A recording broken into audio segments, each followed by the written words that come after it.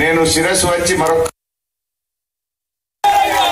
మిత్రులారా, ఈ జరిగే ఎన్నిక ఒకరిని ఎంపీ చేయడానికో ఒకరిని అధికారంలో కూర్చోబెట్టడానికో కాదు.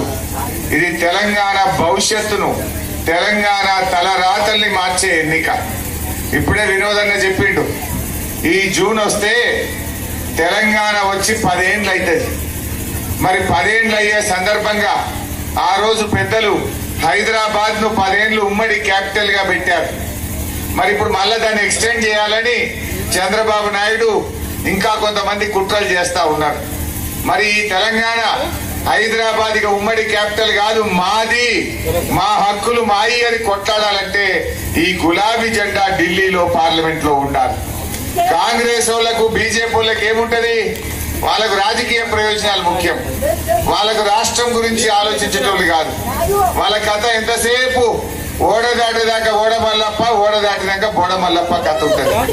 మీరు చూడలేదా, కాంగ్రెస్ వాళ్ళు పోయినసారి ఎలక్షన్లల్లా ఇదే అక్కన్నపేట ఊర్లలోకి వచ్చి మీ చేతులల్లో మొక్కిర్రు, మీ కాళ్ళల్లో మొక్కిర్రు.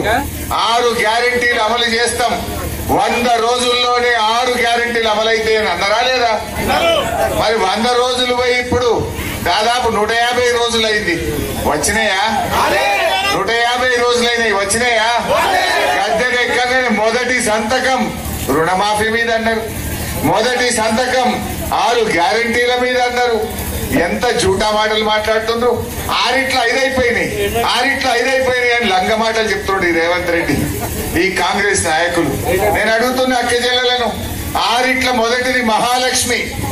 అక్క చెల్లెలకు 1వ తారీఖు నాడు బ్యాంకులల్లో 2500 వేస్తామన్నారు. పడ్డాయా ఎవరికన్నా? అక్కడ 1వ తారీఖు 2500 వేస్తామని ప్రియాంక గాంధీ వచ్చి హుస్నాబాద్ లో చెప్పింది కదా, పడ్డాయా? అది 6 అయినాయి అంటాడు. మహాలక్ష్మి మహామోసం. రెండవది రైతులకు 15,000 రైతు బంధు, వడ్లకు మక్కలకు 500 బోనస్, కౌలు రైతులకు 15,000. వచ్చినాయా వాళ్ళకన్నా? రైతులకు మోసం. మూడవది మా అవ్వ తాతలకు కేసీఆర్ 2,000 ఇచ్చిండు, మేము రాగా 4,000 ఇస్తా అన్నాడు. పడ్డాయావా? 4,000 పడ్డాయా? 4,000 మాట దేవుడెరుగు. మధ్యలో జనవరి నెలల ఇచ్చే 2,000 కూడా ఎగరగొట్టిండు. అన్న వస్త్రానికి పోతే ఉన్న వస్త్రం పోయిందట. వెనకటికి వాళ్ళు సామెత అన్నారు. ఇచ్చే 2,000 ఎగ్గొట్టలే జనవరిలో. చెప్పుడేం చెప్పిండ్రు, ఇక మేము వస్తున్నాం అవ్వా, డిసెంబర్ రాగానే 4,000. నీ మన్మడొచ్చి కాళ్ళు ఒత్తుతాడు. ఎంత ముద్దుగా చెప్పిండు. మరి 4,000 4,000 ఎగబెట్టిండా లేదా? 4 ఎగబెట్టిండు. ఐదవది మా విద్యార్థులకు 5 లక్షల భరోసా కార్డు అన్నాడు. నిరుద్యోగ యువతకు నెలకు 4,000 ఇస్తా అన్నాడు. వచ్చిందా తమ్మి? పేదలకు ఇండ్లు అన్నాడు. ఒక్కరికన్నా వచ్చినారే? మరి ఎన్ని అబద్ధాలు చెప్పిండు. నేను ఒక మాట అంట, ఊర్లో ఎవరైనా చెక్ ఇస్తారు, చెక్ బౌన్స్ అయితే ఏమైతుంది?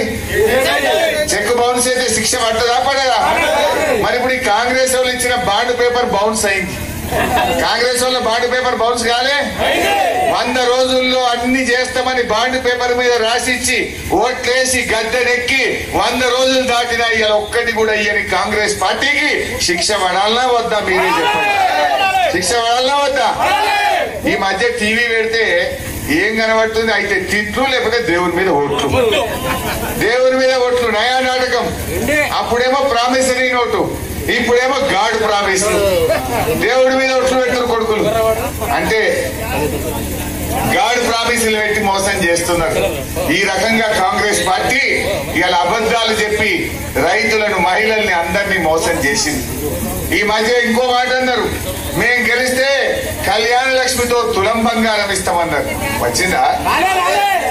ఈ కాంగ్రెస్ వాళ్ళ పుణ్యం ఏందో కానీ వీళ్ళు గద్దెనెక్కినాక 50,000 తులం ఉన్న బంగారం 75,000 అయింది. అయిందా లేదా?